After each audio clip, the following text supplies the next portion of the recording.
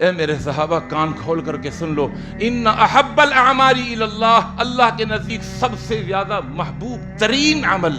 ایک حدیث میں آتا ہے وَإِنَّ أَوْثَقَ عُرَى الْإِيمَانِ، ایمان کا سب سے مضبوط کڑا، ایمان کا سب سے مضبوط کڑا، اوثق عُرَى الْإِيمَانِ، کڑے ہوتے ہیں نا، ایمان کی کڑیاں ہیں، نماز بھی ایمان کی ایک کڑی ہے، روزہ بھی ایمان کی ایک کڑی ہے،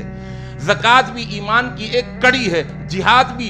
ایمان کی ایک کڑی ہے۔ فرمایا کہ ان کڑیوں میں سب سے مضبوط کڑا، اوثق عُرَى الْإِيمَانِ،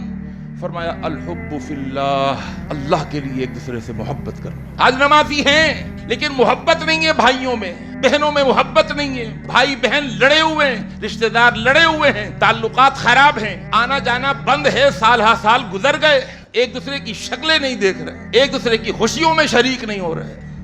اس دنیا کی وجہ سے، اس معمولی سی، اور نمازیں پکی، روزے پکے، ایک روزہ نہیں چھوڑتے، ایک نماز نہیں چھوڑتے، ہر سال عمرے پہ جا رہے ہیں، حج پہ جا رہے ہیں۔ کہا یہ ایمان کی کڑیاں ہیں، سب سے مضبوط کڑا تو تم نے چھوڑ دیا، برباد ہو جائیں گی یہ نہیں کیا، اگر مضبوط کڑے کو چھوڑ دیا۔